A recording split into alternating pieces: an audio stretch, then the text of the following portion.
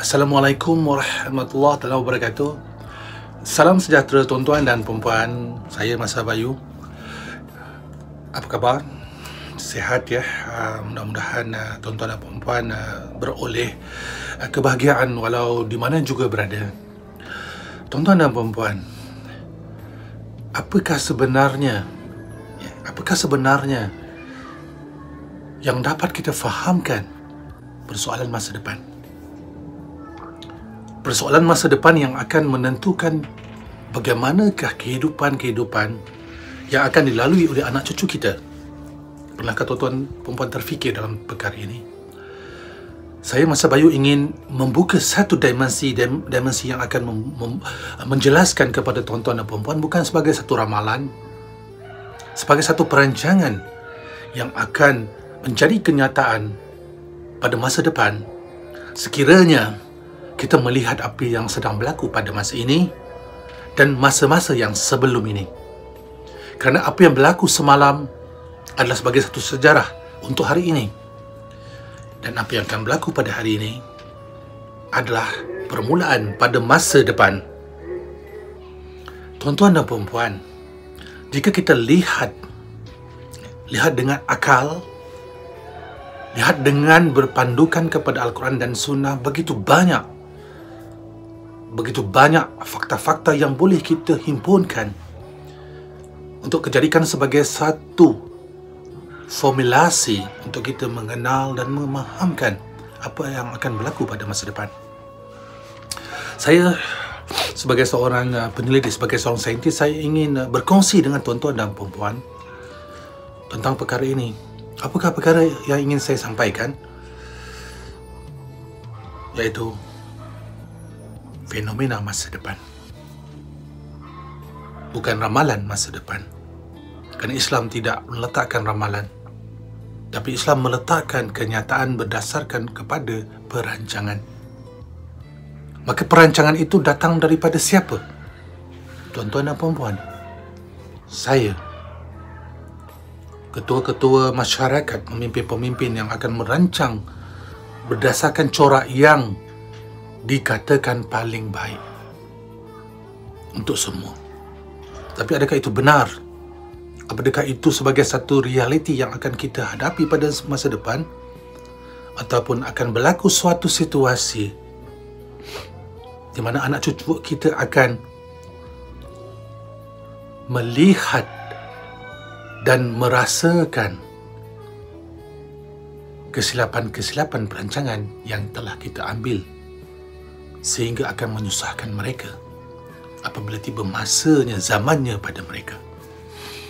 Tuan-tuan dan puan-puan, hari ini saya nak bercerita sedikit secara santai tentang perkembangan teknologi kepada manusia.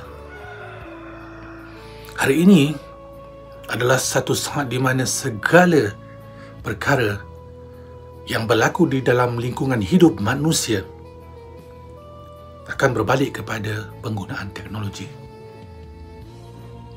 Tidak ada satu manusia pun yang tertinggal daripada penggunaan teknologi. Walaupun mungkin teknologi yang kita katakan kecil, mancis juga adalah teknologi.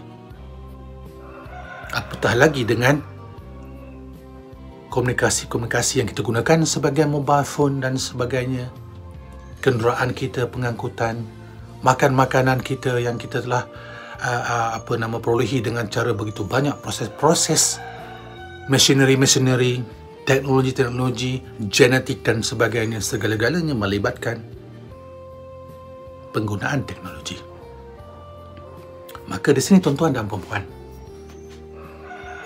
nak lihat masa depan, lihat teknologi yang sedang dibangunkan pada masa ini. Maka itu yang akan dicorakkan kepada kita di masa depan.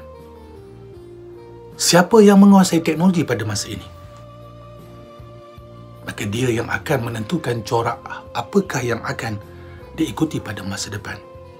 Contoh yang paling mudah, kita lihatlah dunia hari ini dengan sosial media. Teknologi maklumat yang telah dihidangkan sebagai satu wadah yang menjadi sebagai satu kemestian kepada manusia pada hari ini. Internet adalah sebagai satu jaringan, sebagai satu laluan informasi yang akan dikongsikan dengan semua pihak. Berbagai-bagai konten, sebagai-bagai bahan yang telah dihidangkan di dalam satu ruang yang dinamakan ruang maya, ruang digital.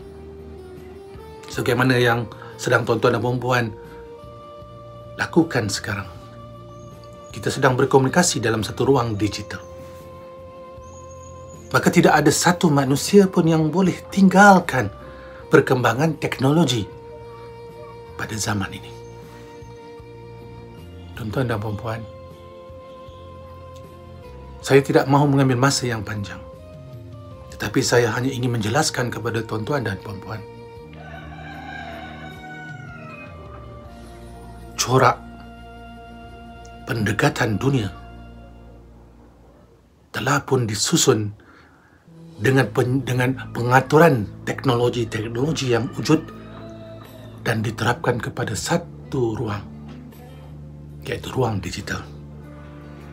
Hari ini ke mana sekalipun kita pergi, maka ia akan dihubungkan dengan alam digital ataupun alam maya.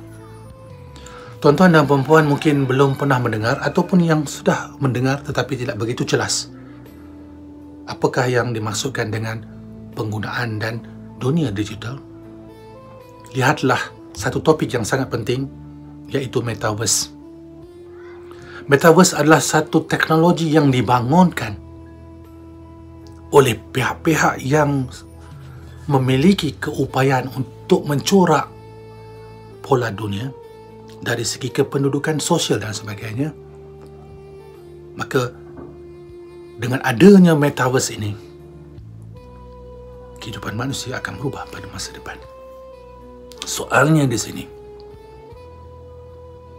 adakah tuan-tuan dan puan-puan, anak-anak cucu tuan-tuan dan puan-puan dapat mengelak daripada teknologi Metaverse? Mungkin kami tak nak terlibat, Pal. Kami boleh pergi ke mana-mana tempat. Kami boleh duduk di mana-mana tempat yang tak ada hubungan dengan Metaverse. Sebagaimana yang sedang berlaku pada saat ini, di mana sahaja pun dunia, kita akan dapat lihat semua dihubungkan dengan internet.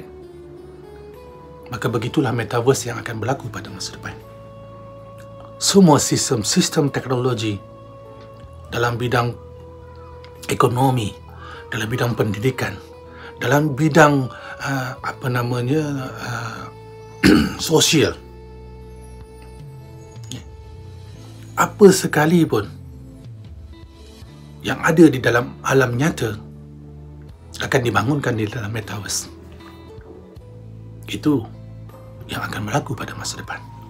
Dan masa depan yang saya katakan ini bukan 100 tahun, bukan 50 tahun, dalam beberapa tahun yang akan datang. Maksimalnya 5 tahun daripada sekarang akan lengkaplah segala-gala yang dikatakan tentang Metaverse. Tuan-tuan dan puan-puan, nak tahu tak masa depan digital bagaimanakah yang dicorakkan oleh pihak yang ingin menguasai manusia? Jika benar tuan-tuan dan puan-puan inginkan penjelasan itu, saya akan membuka penjelasan itu secara secara teknikal dan mudah difahamkan. Kerana tuan-tuan dan puan-puan tidak dapat lari daripada arus perdana pembangunan teknologi hari ini. Maka apa yang perlu kita lakukan adalah dua pilihan. Sama ada kita join them or we do something against them. Lawan ataupun mengikuti mereka. Metaverse adalah dunia baru yang akan diwujudkan oleh kelompok-kelompok yang menguasai dunia pada hari ini. Tuan-tuan dan puan-puan tidak dapat elak, tidak ada cara lain jika tidak ada pemahaman bagaimana mengelak dan apakah sebenarnya kesan Metaverse kepada kehidupan manusia di atas muka bumi. Tunggu pembongkaran yang akan saya lakukan. InsyaAllah. Assalamualaikum. Salam sejahtera daripada Istanbul, Turki. Masa Bayu.